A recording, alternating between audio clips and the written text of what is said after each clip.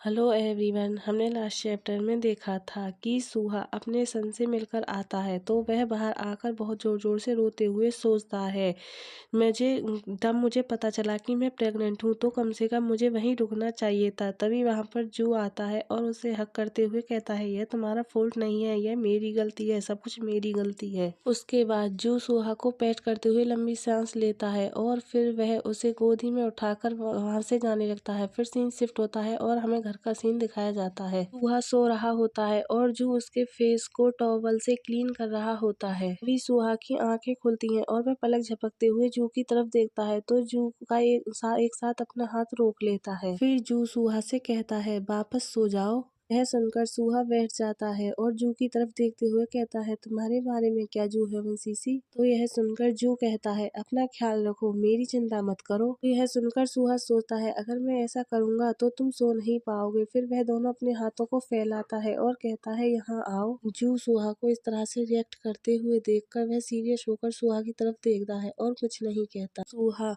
मासूम बनते हुए कहता है, मेरी आर्म हर्ट हो रही है। यह सुनकर जू अपनी सीट से खड़ा होता है और एक गहरी सांस लेते हुए बेड पर बैठ जाता है। तो तभी सूहा जू के शोल्डर चेस्ट पर अपना हाथ रखता है तो जू उसकी तरफ देखता है। तभी सूहा जू को बेड पर पुश करता है और खुद उसके ऊपर आकर बैठ जाता है। तो जू सरप्राइज होकर सूहा की तरफ देखता है और फिर जू सूहा को घूर घूर कर देखने लगता है। तो यह देखकर सूहा कहता है, क्या? फिर सूहा सोचता है, हालांकि सिचुएशन और एटमॉस्फेयर सेक्स के लिए सुटेबल नहीं थे, किसी रीजन से मैं यह चाहता था। फिर वह आगे सोचता है, एक मेडिसिन जो मेरी इंसोम्निया और एंजाइटी को कम करने में हेल्प कर सकती है। फिर सूहा मासूम बनते हुए जू से कहता है, क्या तुम इससे नफरत करते हो? तो यह सुनकर जू नखरे में स्माइल करते हुए कहता है, बिल्कुल नहीं। सूहा आगे कहता है, यदि तुम्हारा ऐसा करने का मन ना हो तो हम रुक सकते हैं। तो जू सूहा की थाई पर को पकड़ते हुए कहता है, जब तुम ही इसे शुरू करते हो तो मैं पीछे नहीं हट सकता, यही प्रॉब्लम है।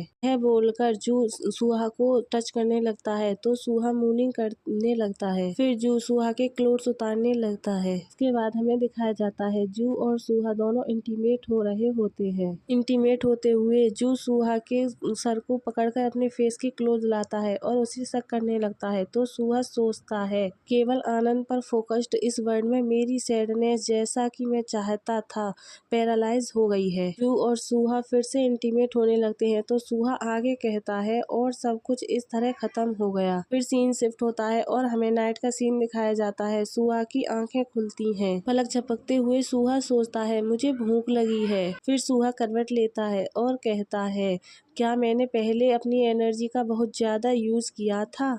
मैंने पहले कभी ऐसा फील नहीं किया था। यह सोचकर सूहा बेड से उतरता है और फिर गेट को खोलकर जू की तरफ देखते हुए सीढ़ियों से नीचे उतरता है और फिर अपने पेट पर हाथ घुमाते हुए कहता है, मुझे बहुत भूख लगी है। फिर सूहा किचन में जाता है और डोर को खोलकर देखता है। वह ऊपर की अलमारी को खोलते हुए कहता है, यह अजीब है, यह यहाँ नहीं है। फिर सूहा नीचे आता है और नीचे के ड्रॉर को खोलते हुए कहता है, यह यहाँ भी क्यों नहीं है? फिर सूहा पैनिक होने लगता है और अपने थंब को वाइट करते हुए कहता है, मुझे क्या करना चाहिए? मुझे इसकी जरूरत है। सूहा की नजर एक दूसरे ड्रॉर पर जाती है और वह उसे देखकर कहता है, ओह। सूहा उस ड्रॉर के पास जाता है और उसे एक साथ खोलता है तो वहाँ पर चाकू होता है। सूहा उसमें से चाकू को निकालता है और अपने बिल्कुल फेस के पास ले जाकर देखता है। सूहा सोचता है, क्या यह चाकू अच्छी तरह से काट सकेगा? फिर सूहा उस चाकू को ऐसे करके टाइट पकड़ता है और सोचता है, मैंने इसकी खोज क्यों की है? सब सोचकर सूहा बहुत ज्यादा पैनिक होने लगता है और वह अपने कानों पर हाथ रखता है। फिर उसे डिस्क्लूजन होने लगता है। वह सोचता है, तुमने इसे फिर से पाया है, मुझे पता है कि ऐसा होगा। क्या तुम इस बार सफल हो पाओगे? तुम फाइनली कंफर्ट फील करना चाहते हो? यह सब सोचकर सूहा बहुत बुरी तरह से कांपने लगता है। उसकी पूरी बॉडी कांप रही होती है। सूहा सुसाइड करने के लिए जैसे ही अपना हाथ बढ़ाता है तभी पीछे से एक हाथ आता है और वह जू होता है। जू आकर सूहा का पीछे से हाथ पकड़ लेता है तो सूहा सरप्राइज हो जाता है। फिर सूहा टर्न होकर पीछे की तरफ देखता है और जू से कहता है, ऐसा नहीं है, मैं बस हंग्री हूँ, मैं बस हंग्री हूँ। तो यह सुनकर जू सूहा को कमर से पकड़ लेता है। फिर सूहा आगे कहता है, मैं सच कह रहा हूँ, मुझे बहुत भूख लगी थी। सूहा का हाथ कांप रहा होता है। फिर सूहा सोचने लगता है, मैंने फ्रूट्स खाने का प्लानिंग बनाई, चाकू मुझे फल ही छीलने के लिए इसकी जरूरत थी, लेकिन फल कहाँ है? मैंने फल से पहले चाकू की तलाश क्यों शुरू कर दी? सोचने के बाद सूहा अपने हाथ को जू से छुड़ाता है और उसकी आंखों में आंसू होते हैं और वह कहता है, हाँ। सूहा रोने लगता है तो जू कहता है, मुझे पता है, ऐसा इसलिए है क्योंकि तुम हंग्री हो।